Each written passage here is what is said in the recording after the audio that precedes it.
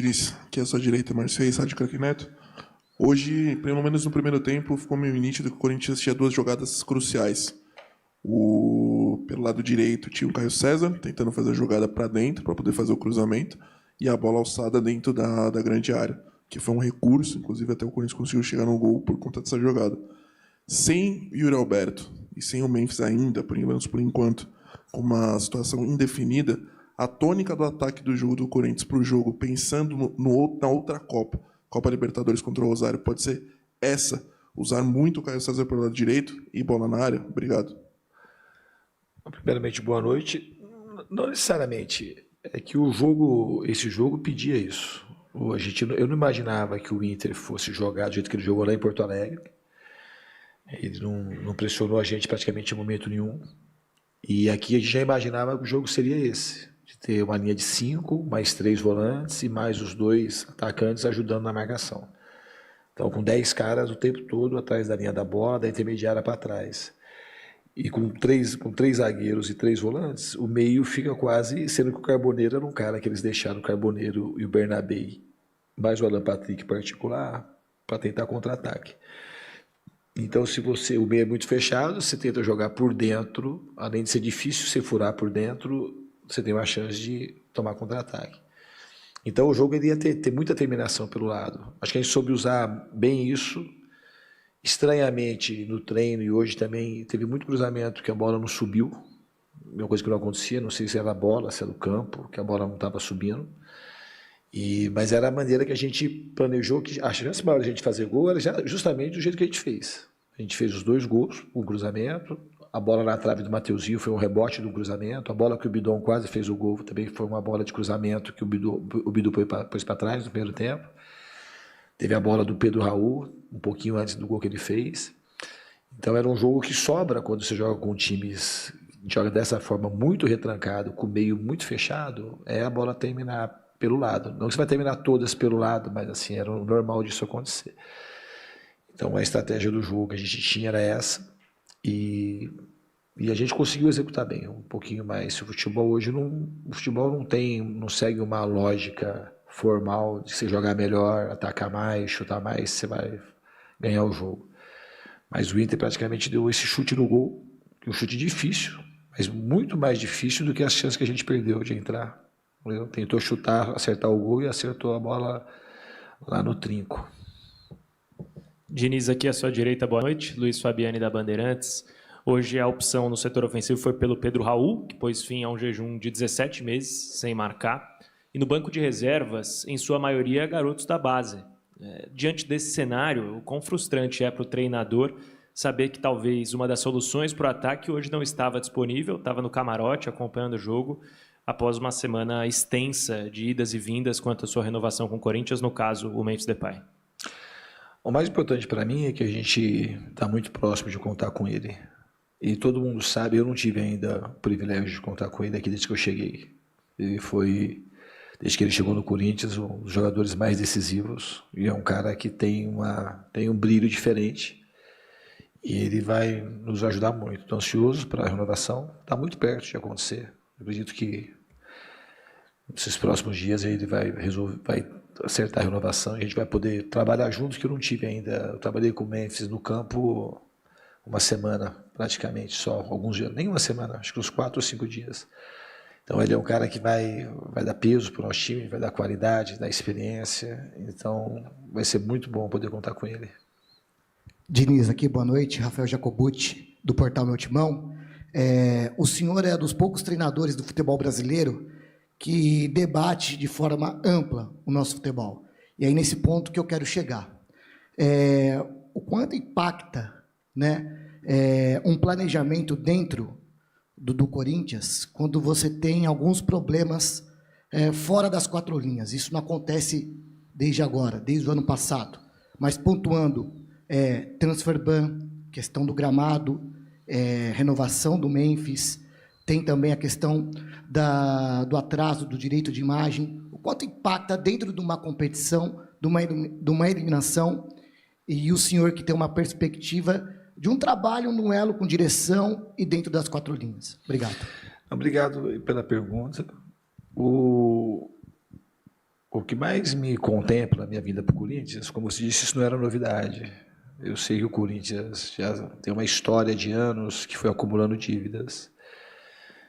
E uma das coisas que eu gosto de estar aqui é que eu conheço o presidente há muito pouco tempo, mas eu vejo que ele é um cara muito sério e ele está tentando pagar dívidas e, ao mesmo tempo, ter um time e tentar colocar o Corinthians numa boa direção. E isso é uma coisa que eu gosto de participar disso. Porque se não fosse assim, como é que vai fazer se colocar um presidente equacionar o Corinthians hoje, com tanto de dívidas que tem? Porque os transfers não é por conta dessa gestão. Então, ele tem uma herança que não tem como. Agora, se assumiu a cadeira, você tem que resolver. Ele está se esforçando para resolver.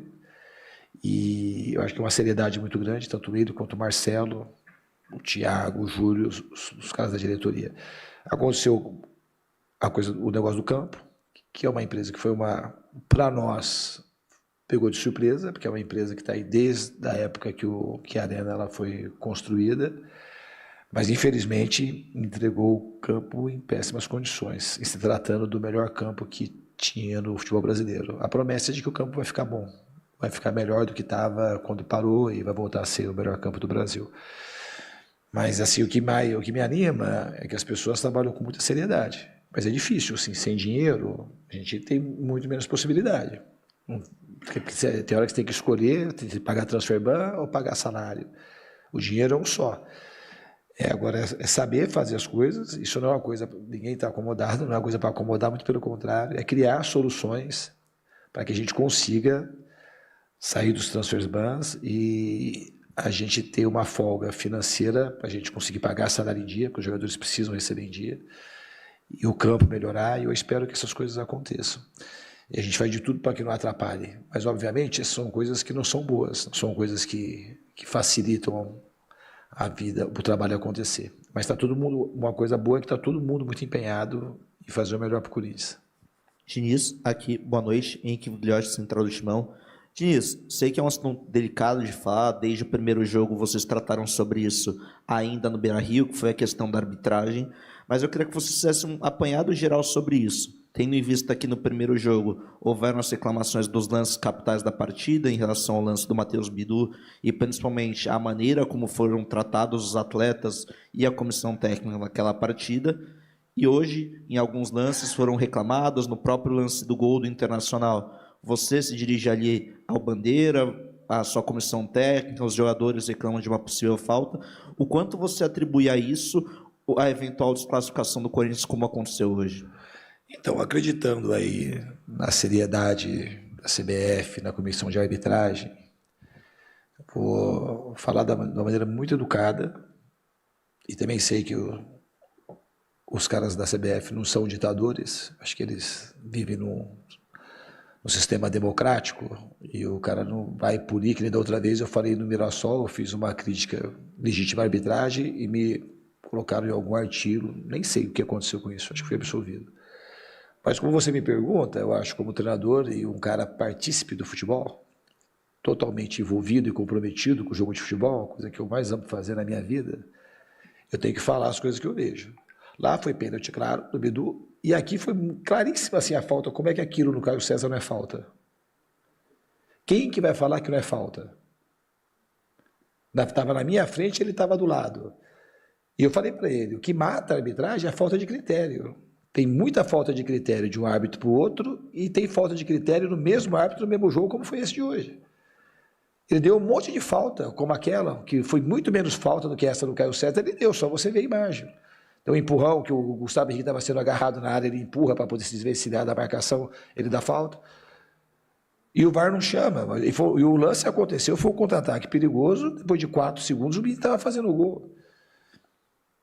E foi determinante para o resultado do jogo. Outra coisa que aconteceu no jogo, como é que não vai falar? Ele deu 9 minutos no jogo, ele não fez menção nenhuma de dar um cartão amarelo para o Inter fez cera, o goleiro caiu no chão, entendimento, todo mundo cai, todo mundo cai, todo mundo cai. Ele deu só 9, porque o jogo era para ter tido muito mais. Lá já teve muita pouca bola rolando e aqui também. Mas eles não têm preocupação nenhuma de fazer o jogo andar. E aí eu não acredito que isso é uma coisa que você não possa falar, isso é uma coisa que aconteceu no jogo, a constatação do jogo. Aí ele deu 9 minutos e ele terminou o jogo com 8 minutos e 20. E quando ele deu 9 minutos, o Inter continuou fazendo mais cedo ainda. Então ele teria que ser 9 e para no mínimo 10 ou 11 minutos, ele terminou com 8 e 20. Ele não sabe como é que vai terminar o jogo, que hora que vai sair o gol. A gente estava em cima o tempo todo para fazer o terceiro gol. Ontem o Atlético Mineiro fez o gol, faltava 5 segundos para terminar o jogo, ou 3 segundos, na hora que no deadline ali. Então, a arbitragem hoje ela foi decisiva. E lá em Porto Alegre ela também. Então, nesse confronto, a arbitragem foi decisiva. A gente tem coisa para melhorar, nós erramos, eu errei, o jogador errou, todo mundo errou. A gente podia ter feito mais coisa, mas hoje, principalmente, a gente se esforçou no limite máximo. Os jogadores estão de parabéns, a torcida está mais de parabéns ainda, acho que o time hoje representou bem a torcida. Lá em Porto Alegre faltou, mas hoje aqui a gente não deixou faltar vontade, nem coragem, nem insistência. A gente jogou hoje como a torcida é. Jogou o tempo todo acreditando que dava, insistindo, e na raça, na vontade. Mas o jogo, na questão da arbitragem, ela foi determinante para a passagem do Inter. Com todo o mérito que o Inter tem, também tem mérito, mas a arbitragem ela foi determinante nesse confronto. Boa noite, Diniz. Yuri Medeiros, da Itatiaia. Se a gente pegar os dois jogos, os números, a gente entende que o Inter talvez não tenha criado para fazer 3 gols no Corinthians, né? Isso te preocupa de alguma forma, talvez virar uma tônica dos adversários precisarem de muito pouco para ferir o Corinthians, e o Corinthians, por outro lado, com mais volume, mais finalizações, talvez não ser tão eficiente para transformar isso em gols? Obrigado. Não, eu tenho mais preocupação e se a gente estivesse oferecendo muita chance para o adversário. Eu acho que esse é um bom caminho. Estaria preocupado se a gente estivesse oferecendo 20 chances por jogo e o adversário não estivesse conseguindo fazer, que uma hora começa a fazer.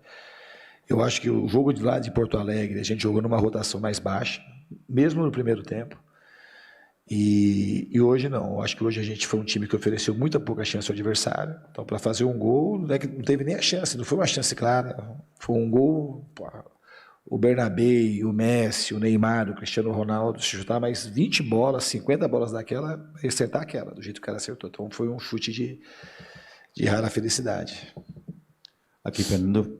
Boa noite, Rafael Esgrelhes, Energia 97. Desde a sua chegada aqui no Corinthians, você falou do resgate no futebol de uma figura muito importante que é o Rodrigo Garro.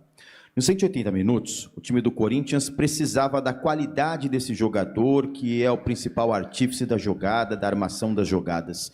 O Garro tem ficado abaixo nos últimos jogos, no seu entender, e por que o Garro caiu tanto nas últimas partidas da equipe do Corinthians?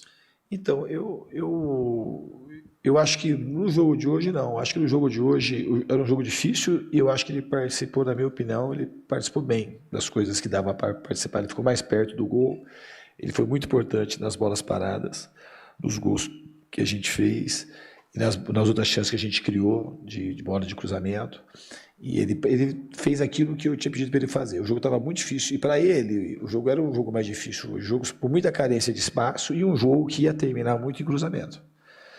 Então não era um jogo hoje mais fácil, mas eu acho que a atitude dele, desde quando a gente voltou, ela foi muito positiva. Eu acho que do jeito que ele performou, tanto nos treinamentos como no jogo de hoje, é muito próximo do Garro que antes da parada para a Copa do Mundo. Diniz, aqui à sua direita também, Lucas Belotti na Rádio Band News FM. Você tratou brevemente sobre o gramado, eu queria te ouvir mais sobre esse tema, porque intervenções foram feitas, os trabalhos continuaram entre o jogo contra o Atlético e hoje, teve até um hiato grande. E qual que foi a sua impressão do gramado? Hoje a gente teve uma nota da empresa, da própria Arena, dizendo que melhorias poderiam ter sido vistas, visualmente a gente via com menos areia, mas lá embaixo você sentiu que de alguma forma o gramado atrapalhou, e quão melhor ele estava em comparação com o último jogo? Eu estava um pouco melhor, mas não melhorou substancialmente, mas melhorou um pouco o campo, mas não substancialmente, estava um pouco melhor. Estava pior do que o do jogo do Remo, na minha opinião. Diniz, aqui atrás, Iago Rudá, do GE, boa noite. Aqui no Corinthians parece que a pressão é sempre um pouco maior por conta de tudo que envolve o clube, o tamanho, a torcida e tudo mais. A gente viu hoje aqui o Corinthians sendo eliminado da Copa do Brasil, era o atual campeão, mas a torcida aplaudindo vocês, a entrega dos jogadores. Eu queria que você falasse um pouquinho assim, desse apoio que você está recebendo, mesmo nesse momento de várias incertezas que já foram comentadas aqui, né? Transfer ban, em todo esse contexto aí que o clube está atravessando, o quanto que esse apoio aí que vocês receberam mesmo numa eliminação pode eventualmente ajudar aí para os desafios que o Corinthians tem na sequência da temporada? Eu acho que hoje o time jogou como um time corintiano. Um time que se entrega, que vai até o final, insiste com coragem, com raça, com gana. E a torcida do Corinthians é uma torcida que valoriza isso. Ela enxerga isso, ela se sente representada. E é muito bom. É uma coisa rara acontecer o que aconteceu hoje no futebol. Um time sair aplaudido dentro de casa depois de uma eliminação.